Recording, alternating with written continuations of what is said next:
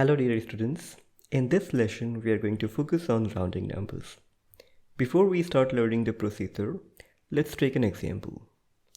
Let's guess how many students are there in your school. It's just a rough idea. You may guess, okay, let's say there are 5,000 students. Okay, that's just an estimate, okay. After that you realized, okay, there are slightly lesser students in your school. Let's say 4,900. But further, you realized you may have used different resources, you may have added students from different classes, and then you realized, okay, even the students are slightly lesser, let's say 4,870. And now if you anyhow get the exact number of students from your school records, you may find, okay, the number of students is around 4,868. So now students, the last number you notice here, this is the exact value of number of students, right? Whereas the other values at the beginning you noticed here, these are just the estimated values. These are not the actual values and these are less precise. Whereas if you notice these three numbers, the 4,870 is the most precise estimation, and then 4,900 is less, and 5,000 is the least precise number. But all of these are actually rounded numbers, and that's where we have to understand what exactly and why do we need that rounded numbers. So first of all, why do we need that, students? Whenever we round the number, actually what happens, the number becomes simpler, and that's easier to understand. For example, or even it's easier to handle that number, right? For example, let's say you have got certain numbers to multiply, which is 480 times 12. So rather than multiplying that, if you had numbers, let's say 500 times 10, it would have been much easier. So students, why do we need less precise numbers? There are certain cases, students, where we don't need the exact values. Only approximate value can actually serve the purpose. So in that scenario, we often use rounded numbers. Now, what's the procedure? Students, rounding numbers may require a target digit. Means what accuracy we want, what precision we want. We may want to round a number nearest to tens, just like these examples. So 73 is roughly about 70. 76 is roughly about 80. Don't worry, I will explain how this becomes and what are the rules and regulations in that. But this is how you get a general idea. You may want to round a number to certain other digit like hundreds digit, thousands digit, or even more. So that depends. So first thing, students, we need to decide what is the target digit. Let's take an example and then we'll understand what exactly is the procedure. Look at this example, students. We are given a large number and the colored number is our target number. Means this number we need to round off. So students, first thing you need to notice, the numbers which are trailing digits, like these trailing digits basically are replaced by zeros. So after target digit, we simply replace the numbers by 0 if it's a whole number. We'll come to decimals later, but for now we simply have replaced these trailing digits by zeros. And most often even we keep the initial digits, like leading digits also to be the same. It's not always, but most of the times we keep them same. In this particular case, that's gonna be same, but I will tell you in later examples, sometimes we have to change them. Now the main thing is the target digit. So students, we have two choices. Either we can keep our 4 as it is, means we can keep the 4 as it is and we don't change it at all, but we may even have to sometimes add 1 to that. Means it can either be 4 or just one more, that is 5. But how do we decide whether to keep the exactly same number or one more number at that place? So students, that we can decide by simply looking at the next number to that target digit. Right now the next number is 7. So remember, whenever the number which is next to target digit is either 0, 1, 2, 3, or 4. We do not change anything in that. We do not change anything in the target digit. But at the same time, let's say the numbers are 5, means the number which is next to the target digit is 5, 6, 7, 8 or 9. At that moment, we need to add 1 to our target digit. So in that particular case, students, you realize that we have got 7 after 4. It means that we need to round up this number. So 4 becomes 5 as we add 1. So this is my answer. And this is how you rounded this number. Let's take another example. This time 2 is our target digit, and that's where we need to round off. So as I told students, the trailing digits we need to replace by 0. We have 4 trailing digits. We simply replace them by 0, so that equality, like we have approximately equal number. If we don't put zeros there and we simply remove the numbers, then the number will become too short, and that we don't want. Okay, and in that scenario again, students, we just realize that, okay, next to the target digit, we have a number which is less than 5. So whenever we have a number less than 5, we don't really add anything to the previous number, that is to the target digit. We keep it as it is. It's 2, and again the leading digits will also be the same, which is 8, 3, 2, and followed by these many zeros. This is how we have rounded that number. But what about this trailing leading digits? I was telling that we don't need to every time keep it similar. We don't have to learn in that way. Let's take an exception. What happens?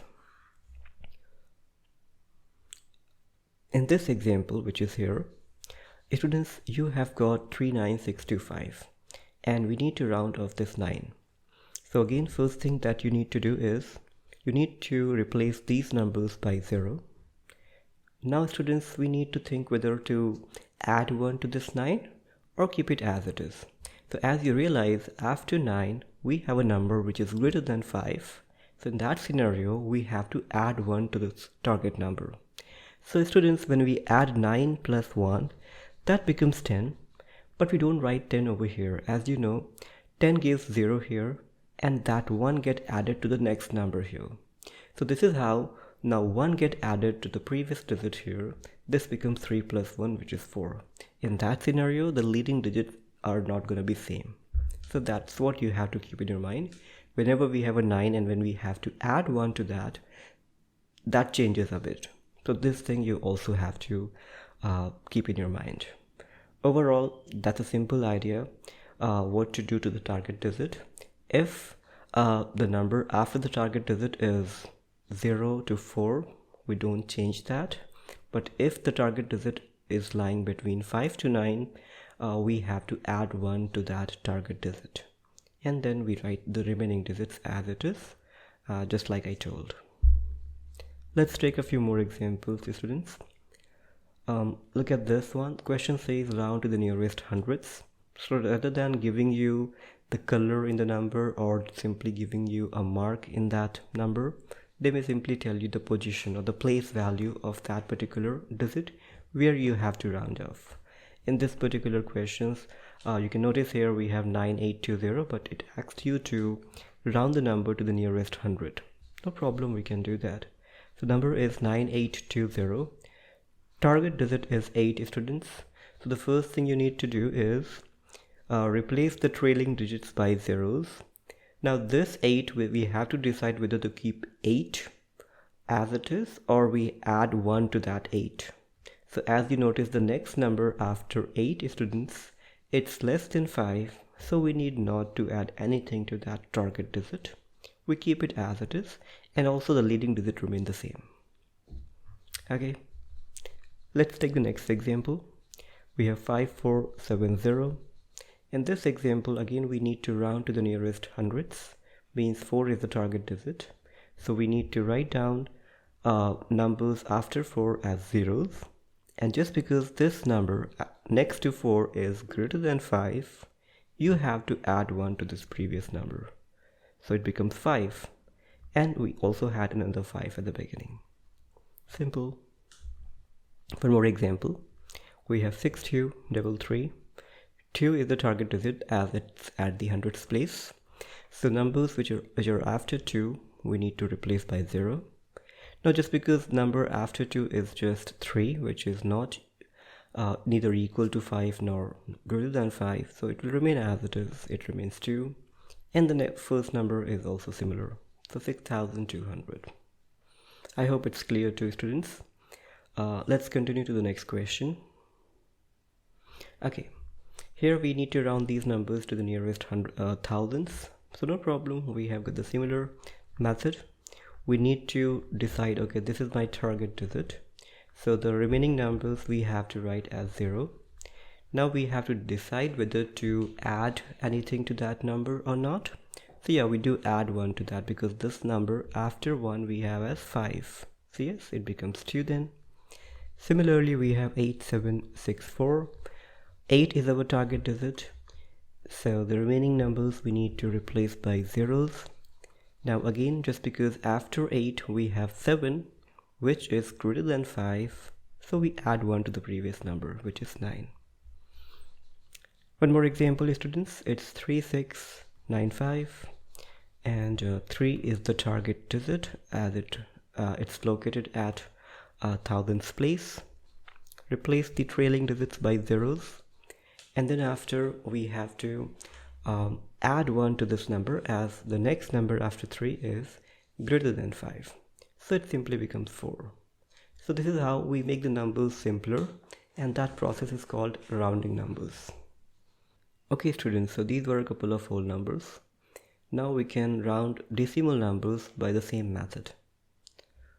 We have to follow the same rule that if the number which is next to the target digit, if it's greater than 5, then only you have to 1 to the target digit, otherwise we keep it as it is. Okay, so now let's look at an example.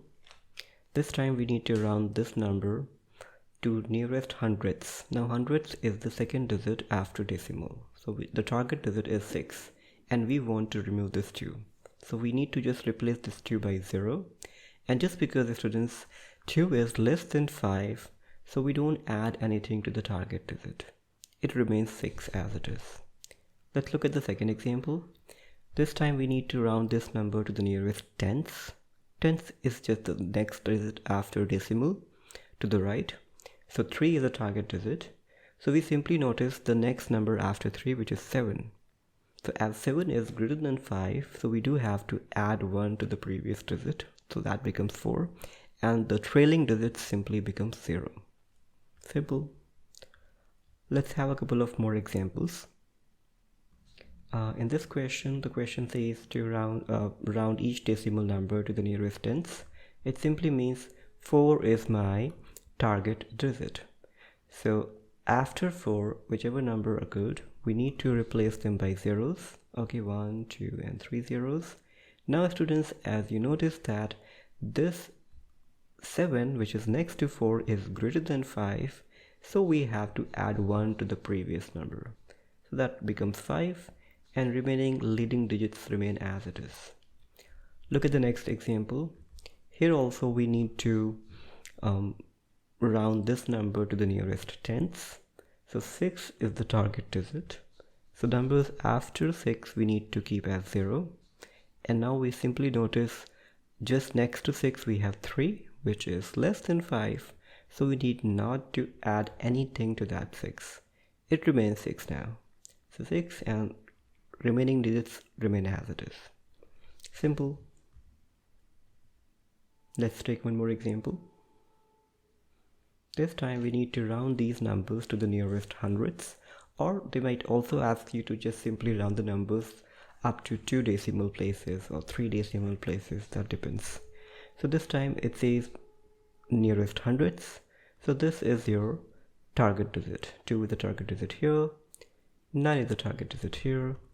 Now you have to replace trailing numbers by zeros, and now you need to decide whether to add 1 to this 2 or not.